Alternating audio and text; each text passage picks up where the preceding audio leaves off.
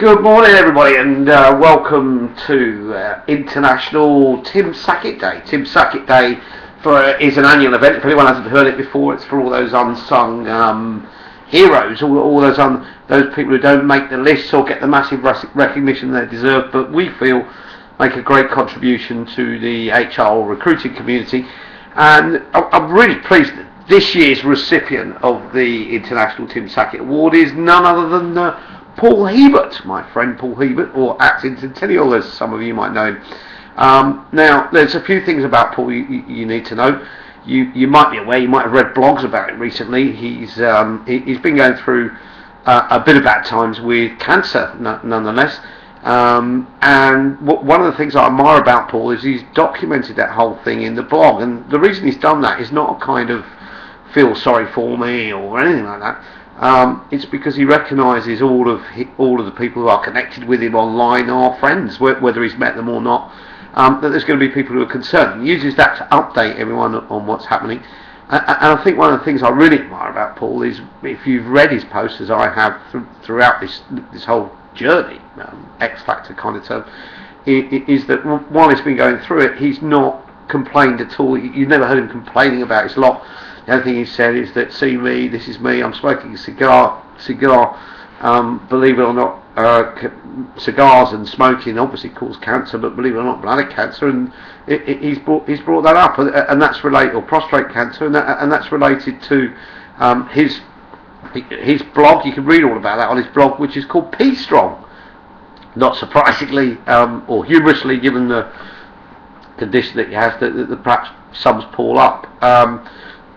But far more important than that for me, the big thing about Paul is I've learned more from Paul. We've met a few times, and I've learned more from Paul in terms of incentives and motivation than I think I have done from anyone. I really like his plain talking and way of thinking.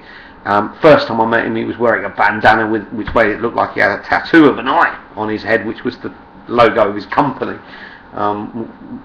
Which is the kind of guy he is, and perhaps why we get on. And three things that I've really picked up from all the things he's talked about that I think I'd like to share.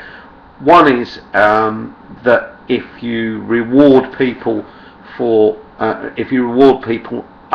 change, and you reward them after they've done the change as a kind of bonus or something like that, then you only get about a 20% success rate. However, if you reward people in advance of asking them to do something or change their behaviour, then you get about a 90% success rate. So, because people feel an obligation, whereas when it's a reward or a bonus paid at the end, they feel that it's something they deserve and give up on. So I think that's pretty interesting. The second thing was a story related to an experiment which made it very clear that when you use command leadership, or you give people orders, that when they're following orders, they'll actually do them. Generally, they'll do what you tell them to do. They've got to work and they want to protect their job, and they'll do it through fear. But they'll take no accountability or responsibility for the outcome, because if anything goes wrong, doesn't go to plan, well, you told them to do it and they were just following instructions or following orders. Kind of familiar argument we've heard in history, which definitely applies to the workplace. And the last thing that really stood out was the first time I met Paul. We were having a conversation about certain things, and I worked in a business some years ago where we used to reward people for turning up for work. If you had 100% attendance rate, you'd get a certain cash bonus or holiday or something like that. I don't remember exactly what it was. And we were discussing this, and Paul said that's kind of crazy, because to reward people for what they're supposed to do kind of sets an expectation that you're expecting people not to do really what they should do, like turn up for work and do a day's work.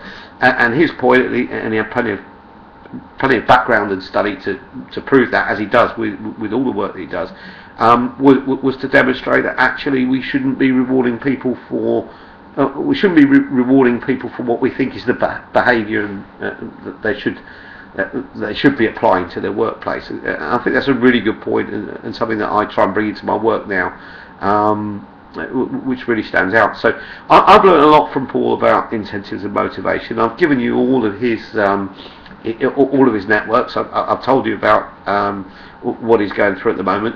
What I'm going to ask everyone to do on this the second International Tim Sackett Day. Paul, by the way, you can also read his blog. He's one of the Fistful of Talent guys, as is Tim Sackett, whom the award was named after. And it is really, I'd like everyone to send Paul a message. I'd like everyone to send a message saying, hats off to you, we admire your work, we respect what you do, we love your blogging, and we're grateful that you share it with us. I'd like everyone to send Paul a message wishing him well today on International Tim Sackett Day, telling him you're thinking of him. You can find all his messages here, and even if you don't know him, send him a message. I know he'd appreciate it. And good luck to you, my friend. Wishing you well, and looking forward to when we have a beer again.